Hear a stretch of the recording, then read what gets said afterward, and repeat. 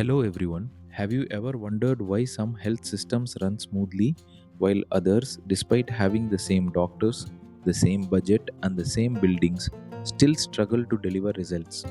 The difference often lies not in resources but in management. Today, we are going to explore the architecture of healthcare management, a behavioral and scientific toolkit for high performance health systems. Let us begin by understanding what management truly means. Management is the architecture of resources. Its core definition is the efficient utilization of resources, whether material, capital, or human, for the attainment of a predetermined objective. These techniques were developed by management science experts to help managers achieve stated goals efficiently, moving beyond intuition to applied science.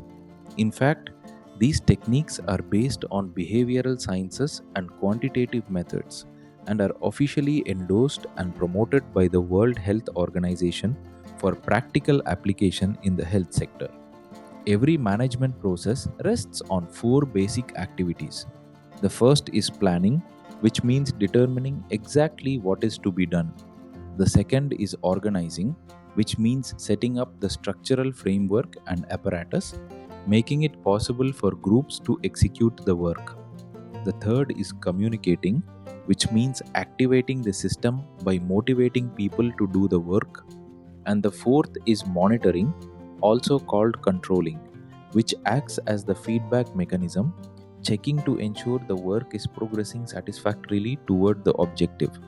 Together, these four activities form a continuous cycle that drives any health system forward. Building on this foundation, let us look at the first behavioral method: organizational design and situation alignment. The alignment mandate here is clear. Poor organization directly results in wasted resources. The system must physically and operationally match the population's health needs. This requires a periodic review cycle since organizations must constantly adapt to changing problems, changing purposes, and changing technology, keeping the organization aligned with the current situation and health demands. The second behavioral method is personnel management. The skillful use of human resources requires precise selection, training, and motivation.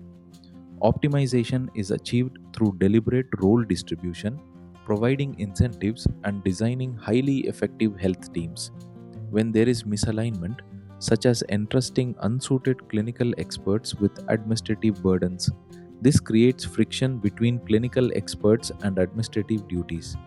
But when there is alignment, where the right expertise is matched to the exact right structural node, clinical talent and management talent flow smoothly together, creating a well functioning system. The third behavioral method is communication.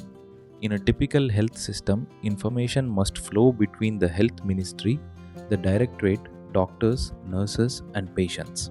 However, communication barriers often disrupt this flow, causing severe delays in regular reporting, disease notification, statistical compilation, supply chain release, and even salary distribution. The goal, therefore, is to establish rapid, unobstructed vertical and horizontal communication channels, ensuring prompt institution of remedial measures whenever problems arise. The fourth behavioral method is information systems. An information system must be tailored precisely to the management needs of the individual health service. Computerized systems provide the requisite feedback loop to health administrators and planners for day to day evaluation. This works through a clear pipeline.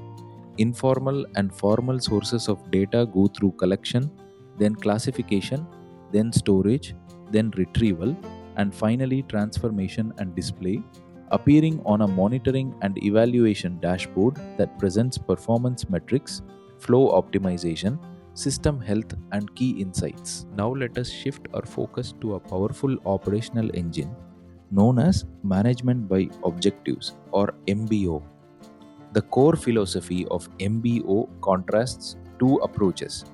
The traditional focus is activity oriented, concentrating on inputs and processes, essentially focusing on what we do.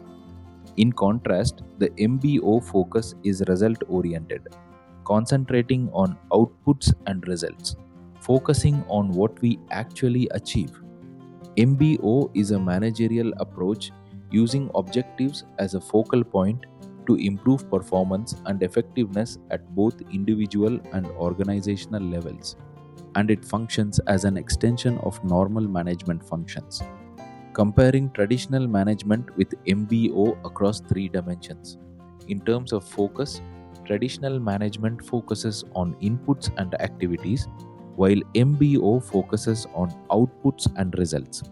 In terms of goal setting, traditional management relies on top down directives, while MBO relies on participative or joint goal setting. And in terms of measurement, traditional management measures effort, while MBO measures effectiveness. A key concept within MBO is vertical alignment through what is called the means ends sequence. At the top sit organization and corporate objectives. Below that sit departmental and unit key result areas or KRAs and their objectives. And at the base sit individual managers' action plans. Importantly, results at one echelon or level in an organization function as the exact means to achieve results at the next higher level. MBO operates as a continuous engine cycle with 4 steps. Step 1 is to identify key result areas. Step 2 is to set measurable objectives. Step 3 is to develop action plans. And step 4 is to execute a performance review.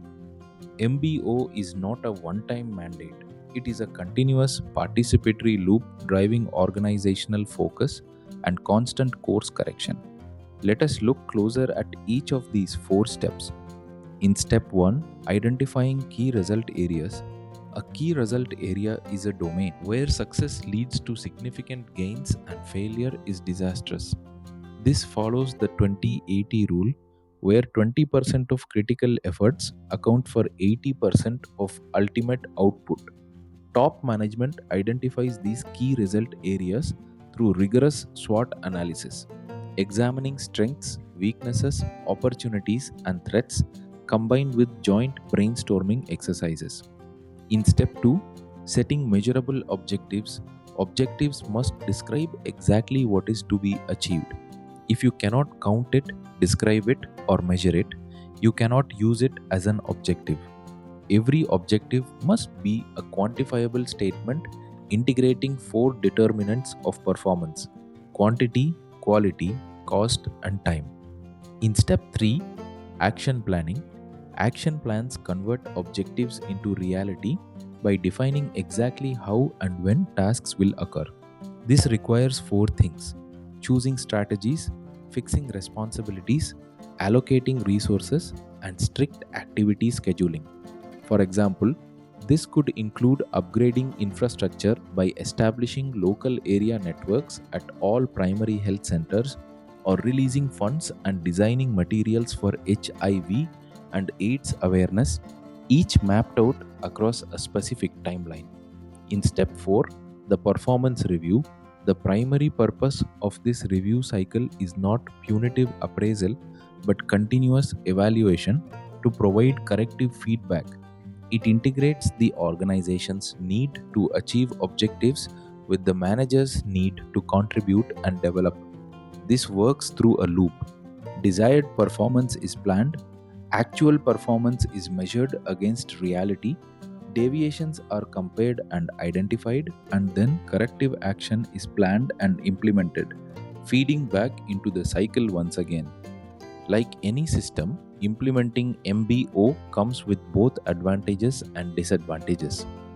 On the advantage side, it generates single-minded dedication to objectives, it conserves scarce resources and prevents wastage, it provides objective appraisal methods and helps weed out non-performers, and it strengthens superior subordinate relationships through clear role definitions.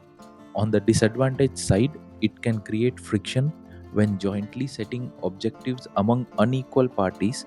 Objectives may fail to percolate down to the lowest organizational levels, and it can introduce systemic rigidity in rapidly changing environments.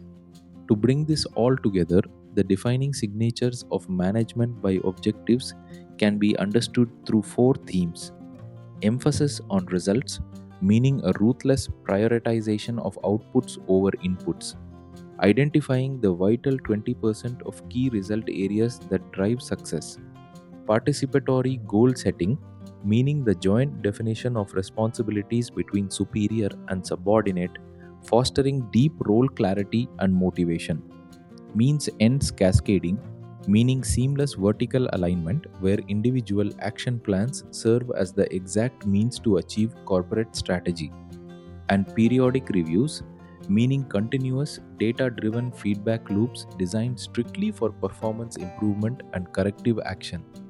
Finally, all of this comes together in one blueprint for efficiency, integrating five behavioral techniques: organizational design, which aligns structures; personal management, which optimizes human capital; communication, which clears logistical roadblocks; information systems, which transform data into insight; and at the very top, management by objectives, which ties everything together. A health system achieves peak operational efficiency only when its structure, people, communication, and data are perfectly calibrated to drive measurable, result oriented objectives. Hope you have understood about the healthcare management methods based on behavioral sciences and management by objectives. If you found this video useful, please like and share with your friends and colleagues. Thank you.